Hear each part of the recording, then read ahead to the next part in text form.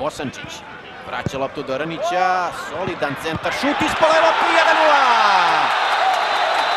Velika greška Ranilovića, odbita 1:0 za Partizan. Sreća pa je danas pala kiša u Beogradu. Neiskusni Ranilović je hvatao ovaj centar šut Rnića, napravio kardinalnu grešku i Partizan od 27. minuta vodi sa 1:0. Evo pogledajte još jednom, opet centar šut sa boka. Rekao sam na početku, to je čini mi se pravi način igre Partizana. Ranilović je ovdje hvatao loptu i Odita majstorski iskoristio njegovu grešku. 1:0 za fudbalere Partizana. Kroz noge Odita uspeo da zahvati loptu kroz noge jednom odbrambenom igraču Maribora. Pogledajte. I zaista iskoristio na najbolji mogući način Nigerijac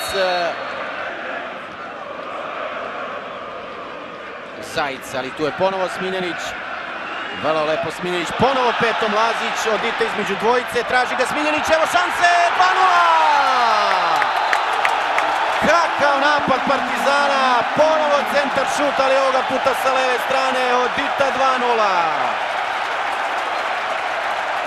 Fenomenalan potez Lazića, pogledajte još jednom, petom dupli pas sa Smiljanićem, Odita je bio između Cipota i Šimića, majstorski odigrana akcija Partizana i za 2 minuta Partizan dolazi do vodstva od 2:0.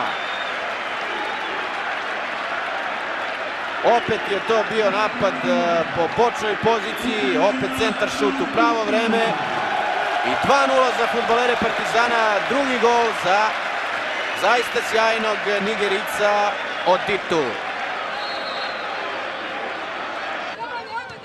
Popović. Tomažić, Zajci u šansi, evo praznog gola i 2:1. 2:1, Kralj je pokušao da interveniše, nije uspio da zahvati loptu i čini mi se da je upravo igrač koji je ušao u igru. Rene Mihelić postigao gol za Maribor. Evo pogledajte još jednom.